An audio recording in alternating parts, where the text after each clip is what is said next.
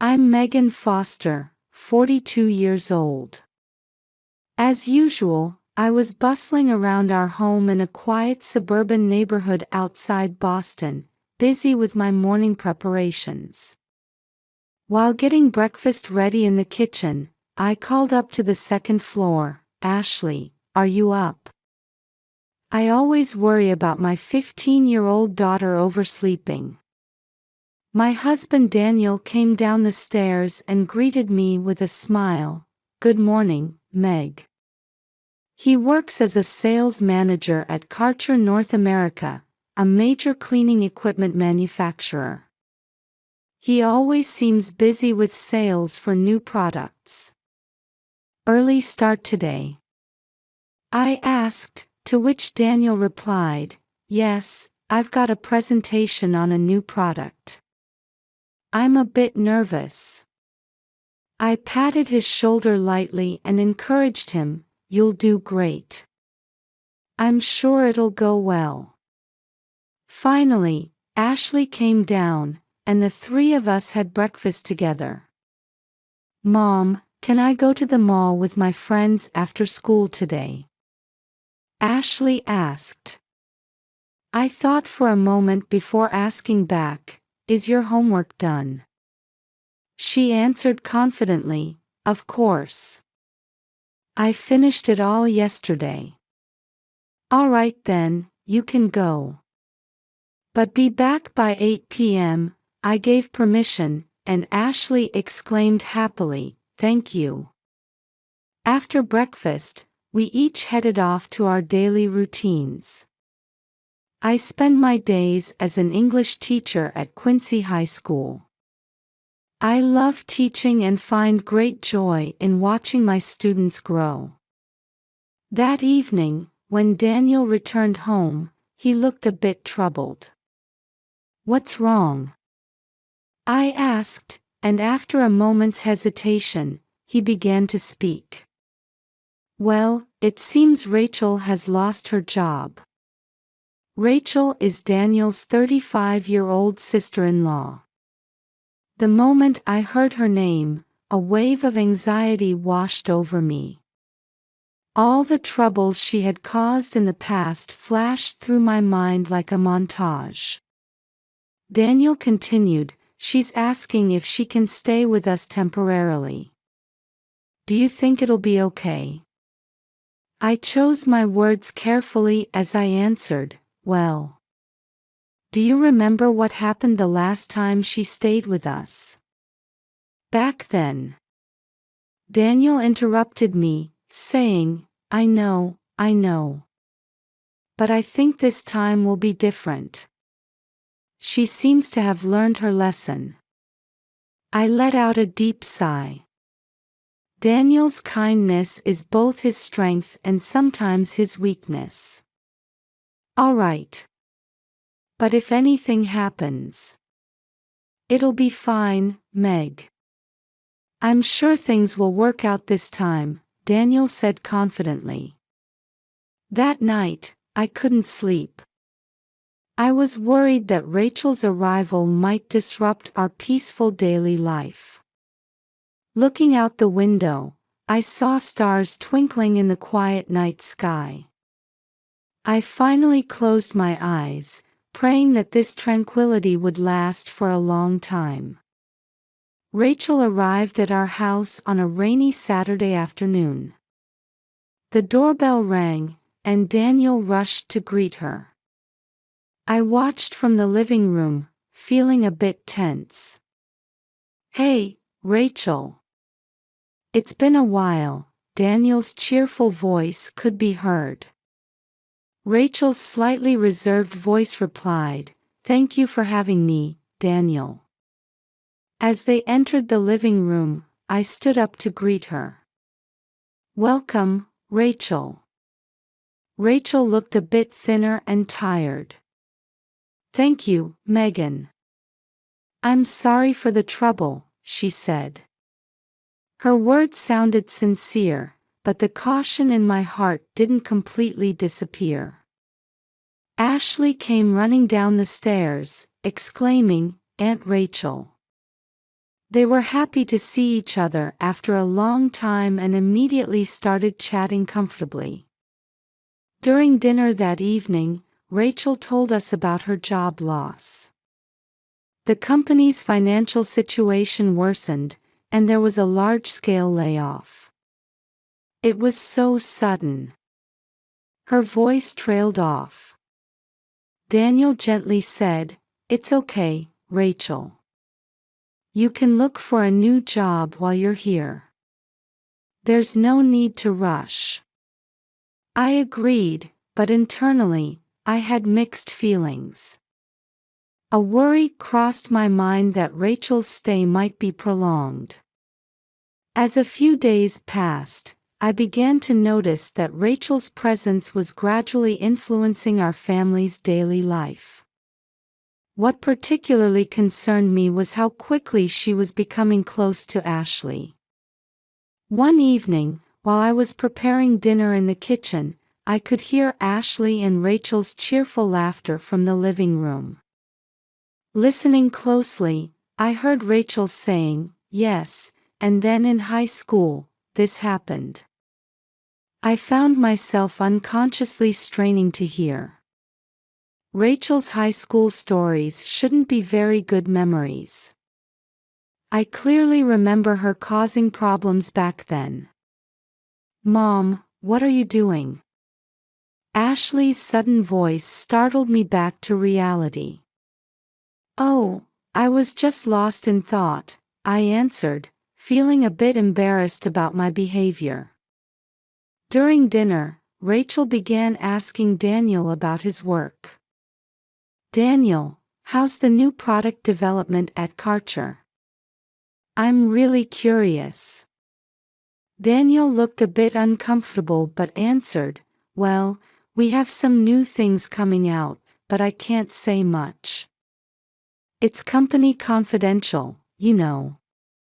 Rachel persisted, "I see. But what's the general direction?" "Environmentally friendly products, perhaps." Feeling a bit awkward, I tried to change the subject. "By the way, Rachel, how's your job search going?" She frowned slightly and replied, "Well, I'm trying. But it's not easy to find something." That night, I spoke to Daniel in our bedroom. Rachel seems to have gotten quite close to Ashley lately. Daniel looked up from his book and said, "Yes, I think it's good stimulation for Ashley." I hesitated but continued, "But I'm a bit worried. Considering Rachel's past." Daniel frowned slightly and said, "Meg, let's let bygones be bygones. I think Rachel has changed." I fell silent. I didn't want to disrupt the family harmony. But internally, I was still worried. Looking out the window, I saw moonlight quietly illuminating the garden. How long would this peaceful daily life continue? With these thoughts, I closed my eyes. It was Friday evening, and I had just returned from school. While preparing dinner in the kitchen, I was reflecting on today's class. It was impressive to see the students discussing Romeo and Juliet. "I'm home," Ashley's voice called out, and I turned around with a smile to say, "Welcome back." However, that smile quickly faded. Ashley didn't look well. "Ashley, are you okay?" I asked, and she weakly replied, "I'm feeling a bit sick." I immediately rushed to Ashley's side and put my hand on her forehead. There was no fever, but she clearly looked unwell. "How do you feel?" I asked, and Ashley began to say, "My stomach hurts, and I feel nauseous." When suddenly her face changed color. The next moment, she rushed to the bathroom and began vomiting violently.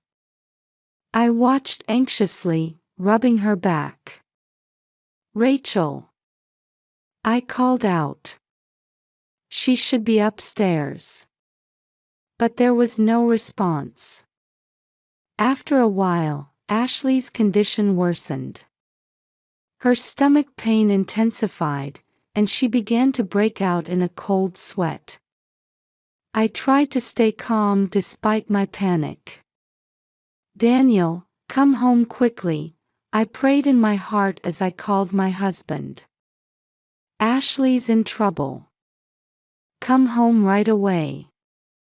Before I could hear Daniel's response, I heard Ashley's cry of pain.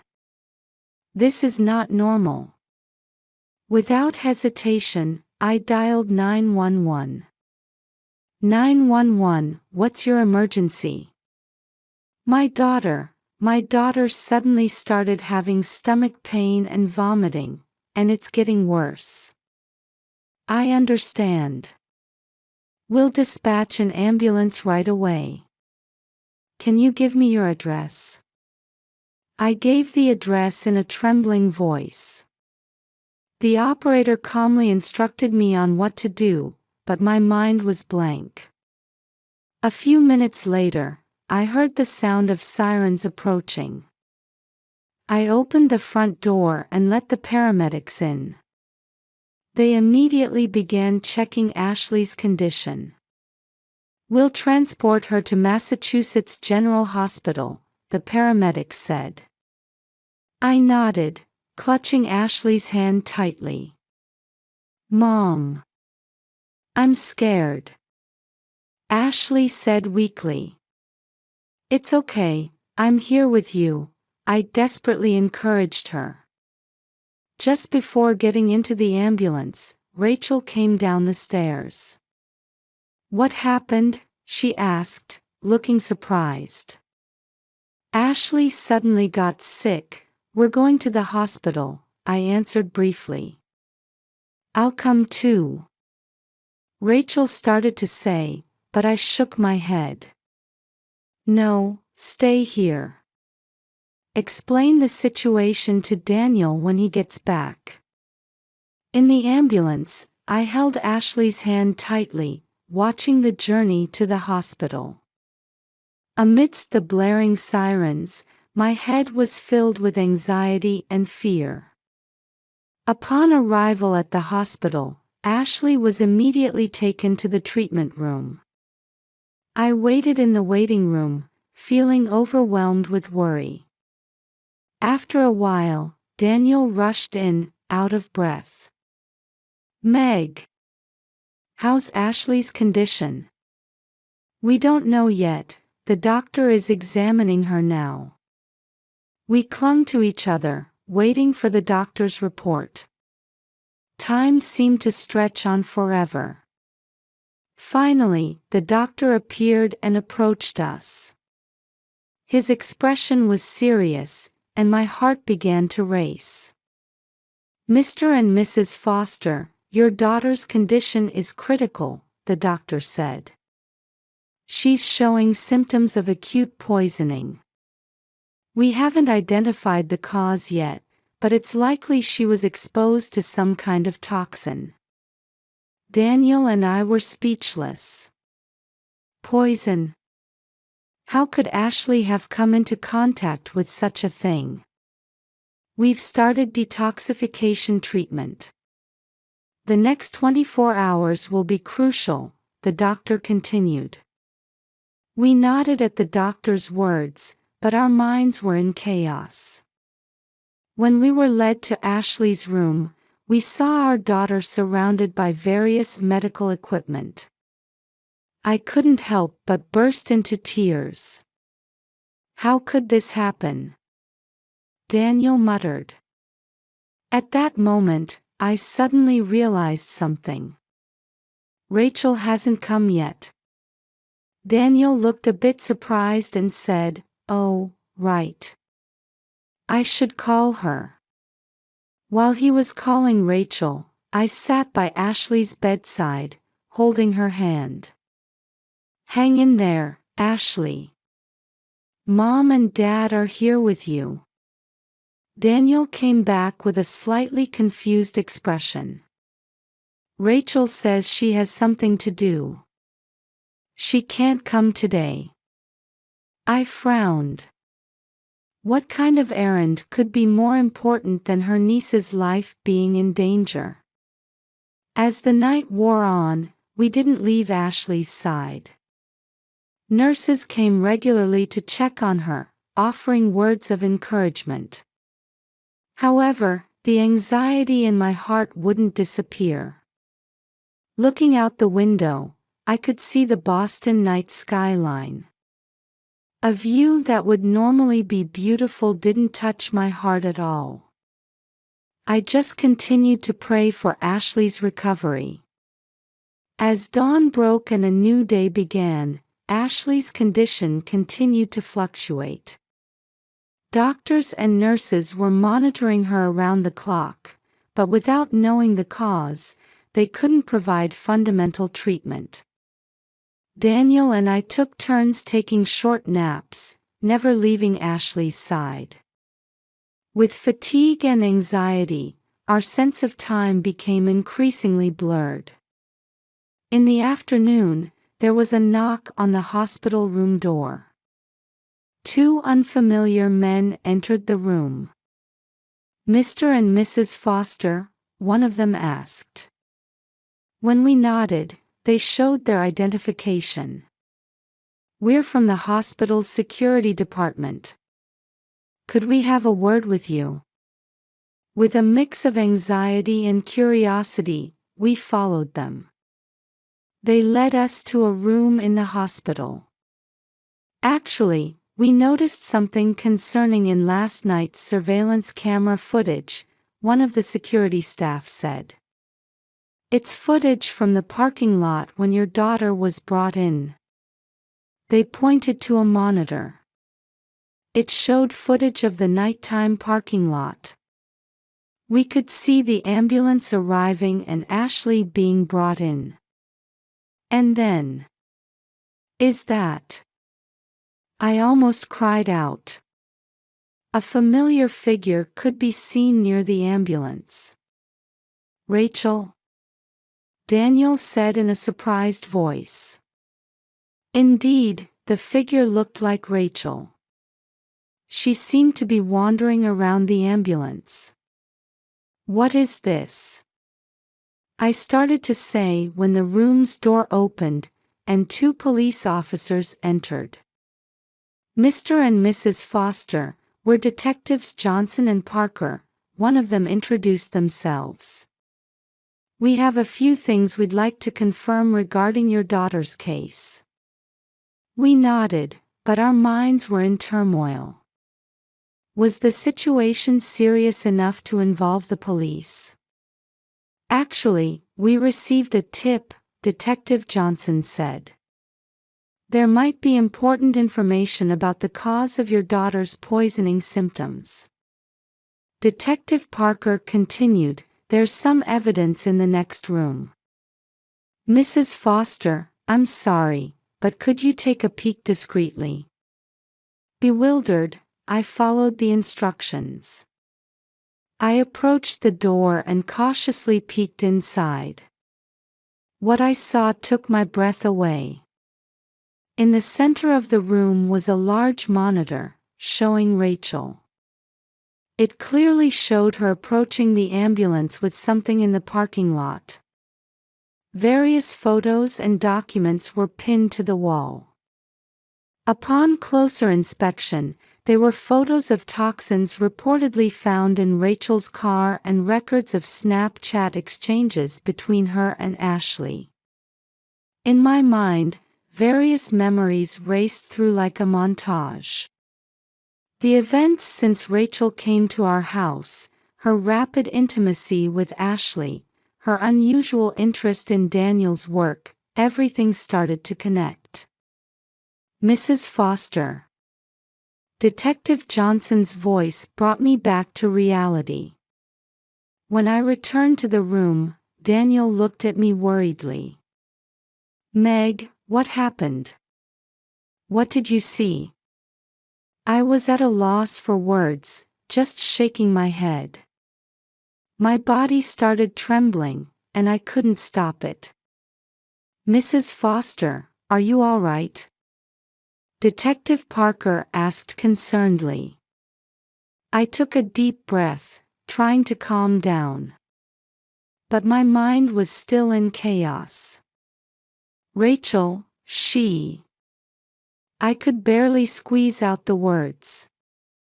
Daniel put his arm around my shoulders and gently asked, "Meg, calm down. What happened?"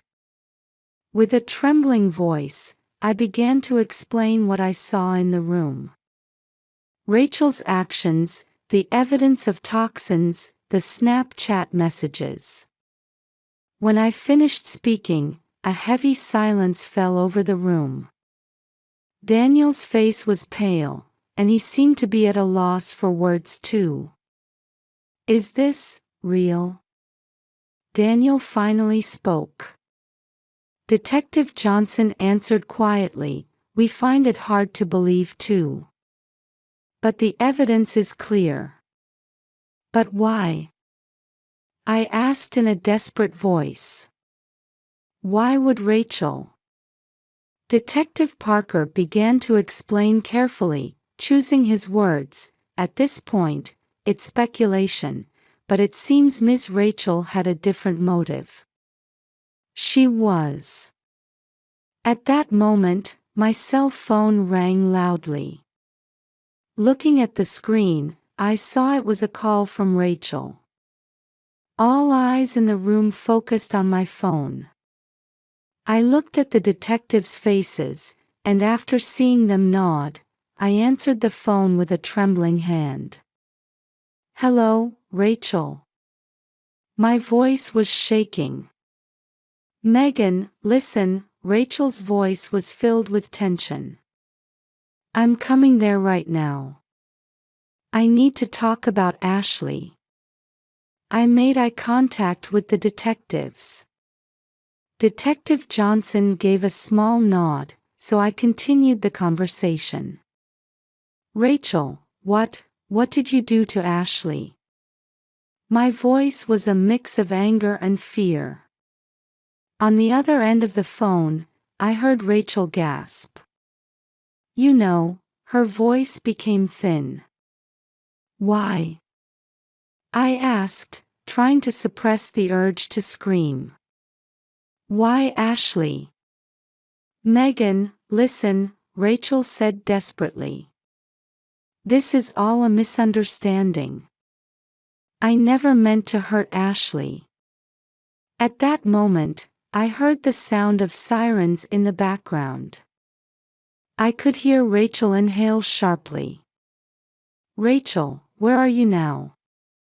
I asked. "In the hospital parking lot," her voice was trembling. "Megan, I..."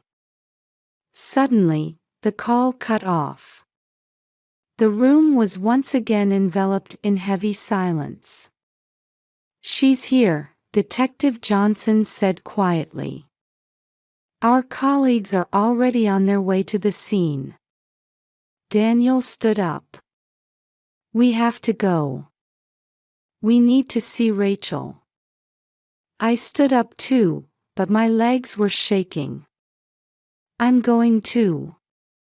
Detective Parker said cautiously, "Both of you, this could be dangerous. Can't you leave it to us?" But Daniel and I were determined. "Rachel is our family," Daniel said. "We need to be the ones to meet her." The detectives hesitated for a moment but finally agreed. "All right. But please follow our instructions strictly." We hurried to the parking lot. In the elevator, I gripped Daniel's hand tightly. His hand was cold and trembling too.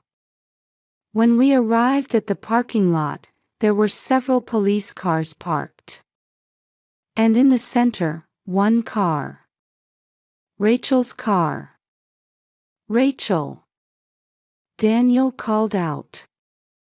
The car door slowly opened, and Rachel appeared.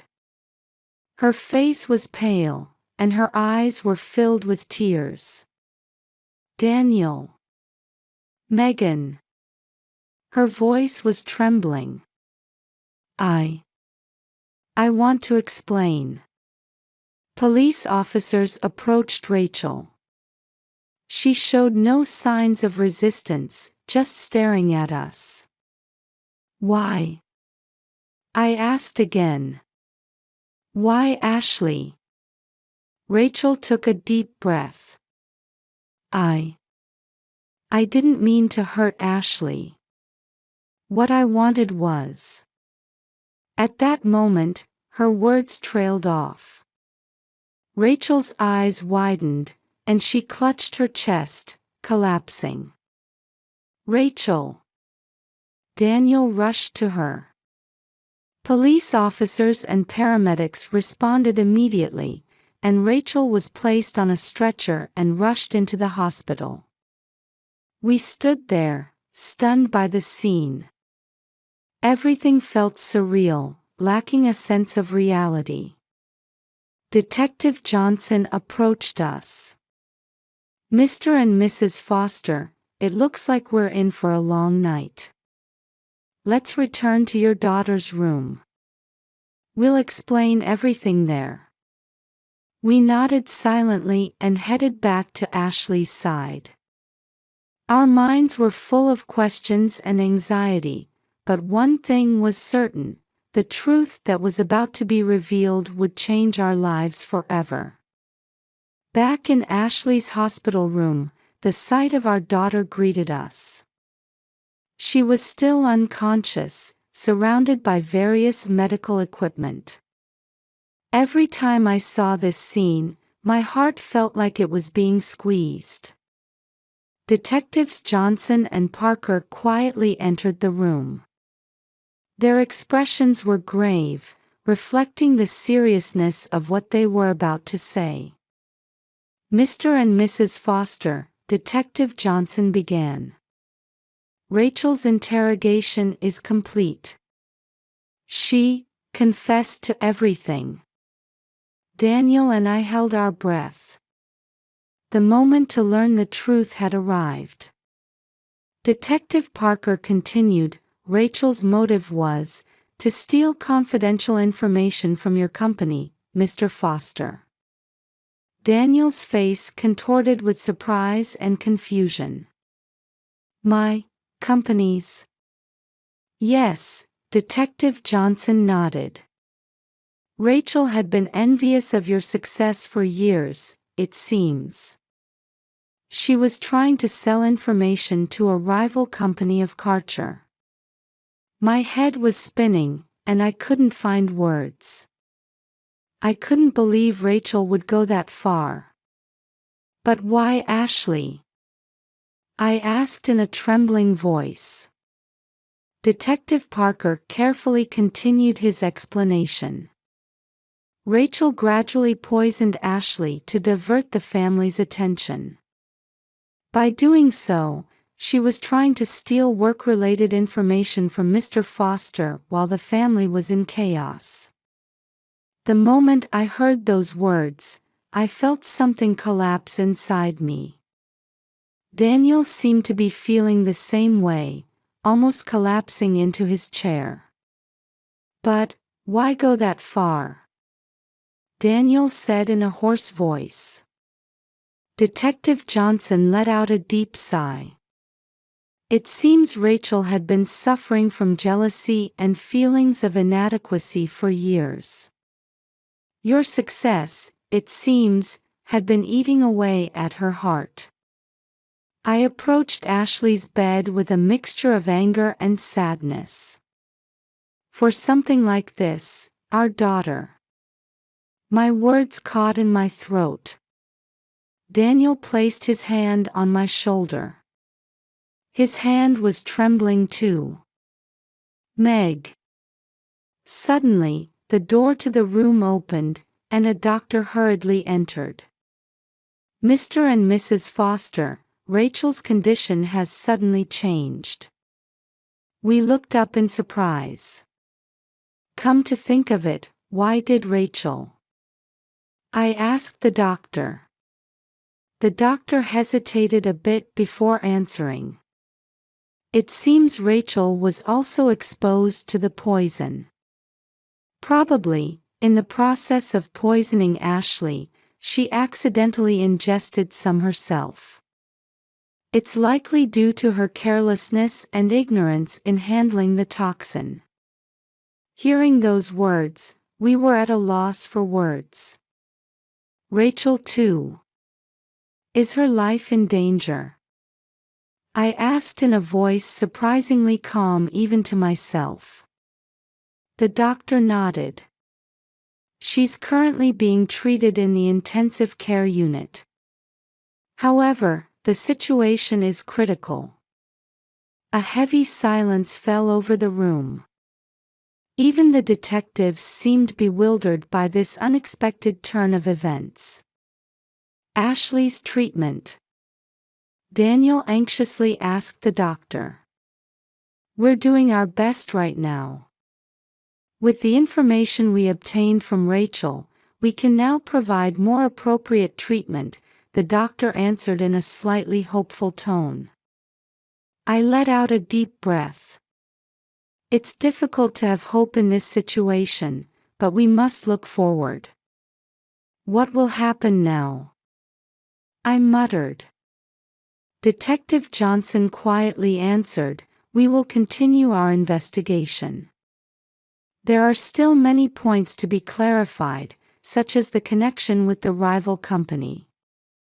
Daniel looked up and said with a determined expression, I'll take responsibility for the company matters. For now. Ashley's recovery is the top priority. I squeezed Daniel's hand. Yes, saving our daughter's life is the most important thing right now. Mr. and Mrs. Foster, Detective Parker said, the next few days are going to be tough. But we'll do our best to support you. We nodded gratefully. Looking out the window, the light of dawn was gradually spreading. The beginning of a new day, and the beginning of our new battle. As time passed, the number of medical staff coming and going in the hospital corridor increased. Ashley's condition remained critical. Daniel and I took turns staying by her side, continuously praying for her recovery. Meg, Daniel spoke to me with a tired expression. I called Karcher. I explained the situation and decided to take some time off. I nodded silently. Now we need to focus solely on Ashley. Amidst all this, an unexpected hand of support was extended to us. My colleagues from Quincy High School visited the hospital one after another, offering words of encouragement. Sarah Johnson, the head of the English department, held my hand tightly and said, Megan, if there's anything we can do, just say the word. The students are worried about Ashley too. Hearing those words, I felt tears welling up. Thank you, Sarah. I'll let Ashley know everyone's feelings. And to my surprise, my students had made message cards for Ashley. The walls of the hospital room were decorated with colorful cards. The thoughts contained in each one of them gave us strength. One day, the attending physician came with a new proposal. Mr. and Mrs. Foster, I'd like to consult with Dr. Emily Harris, a toxicology specialist from Boston Children's Hospital. Would that be all right with you? We immediately agreed. The next day, Dr. Harris visited the hospital room. She greeted us with a warm smile. I'd like to try a new detoxification therapy, Dr. Harris began to explain. This is a recently developed method that shows promise for cases like Ashley's. We felt like we had found a ray of hope.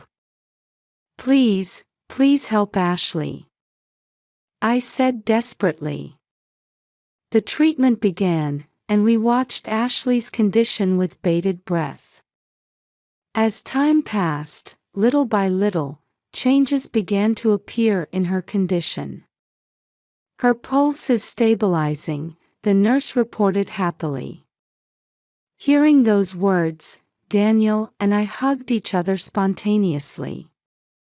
We can't relax yet, but this is definitely progress. Meanwhile, Rachel's condition was also gradually improving. She hadn't regained consciousness yet, but it seemed she was out of life-threatening danger. Meg, Daniel quietly spoke to me one day. About Rachel, what should we do when she wakes up? I let out a deep breath. Honestly, I don't have the emotional capacity to think about Rachel yet. For now. I just want to think about Ashley. Daniel nodded silently. He probably feels the same way. As days passed, we continued to pray for Ashley's recovery, swinging between hope and anxiety. The sky visible from the hospital room window sometimes clouded over, sometimes cleared up, as if reflecting our state of mind. Then one day, Ashley's fingers moved slightly. Ashley! I gasped, holding my daughter's hand. Can you hear me? It's Mom. At that moment, Ashley's eyelids trembled slightly. A new ray of hope was lit in our hearts. Several weeks have passed since Ashley regained consciousness. Every day, little by little, her condition improves. At first, it was difficult for her to speak, but now she can have short conversations. Mom. Ashley calls out in a small voice. Aunt Rachel. I gently squeeze my daughter's hand. Don't worry about Aunt Rachel. You just need to focus on your recovery. In parallel with Ashley's recovery, preparations for Rachel's trial were progressing. She was indicted for industrial espionage and assault, set to stand trial in federal court. Meg, Daniel quietly spoke to me one day. I got a call from Rachel's lawyer. She wants to talk to us.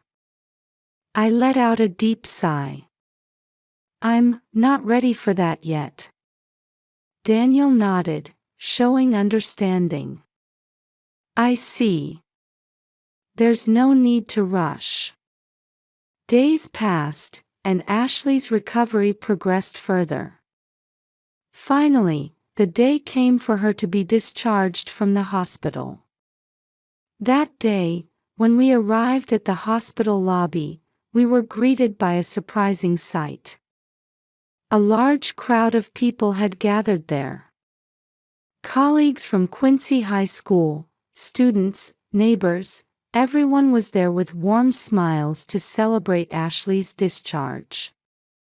A large banner reading, "Welcome home, Ashley," was hung, and applause erupted. Ashley smiled, seeming a bit embarrassed but happy. Everyone, thank you.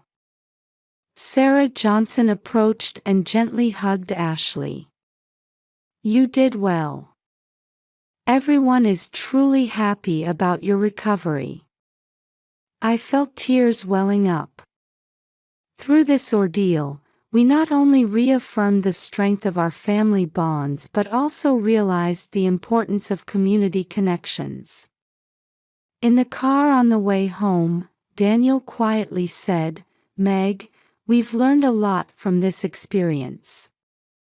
The importance of family, community bonds, and also the difficulty of trusting people. I nodded. Yes. But I think we can move forward with a new perspective now. Ashley spoke in a small voice from the back seat. Mom, Dad, thank you. I want to become stronger. Hearing those words, Daniel and I looked at each other and smiled. When we arrived home, there were welcome home decorations on the front porch. We could feel the kindness of our neighbors. As we entered the house, Ashley slowly sat down on the sofa. Home really is the best, she said happily.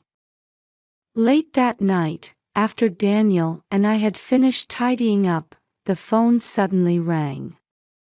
It was from an unknown number, but I had a feeling and decided to answer. Hello, Megan. The trembling voice of Rachel came from the other end of the line. I was momentarily at a loss for words, but I made eye contact with Daniel and put the phone on speaker mode. Rachel. I answered, trying to maintain my composure. Megan, Daniel. I'm truly sorry, Rachel's voice was tearful. I know what I did is unforgivable. But I felt I had to apologize. Daniel and I listened silently. Rachel continued. For hurting Ashley, for betraying your family. I'm really, really sorry. A long silence followed. Finally, Daniel spoke. Rachel, your actions deeply hurt us. We can't forgive you right away. But, we've received your apology. I added, it will take time, Rachel. But if you're truly repentant, maybe someday there will be a day of reconciliation. After hanging up the phone, Daniel and I were silent for a long time. This conversation might be the beginning of our long healing process. We quietly sat around Ashley, spending family time together.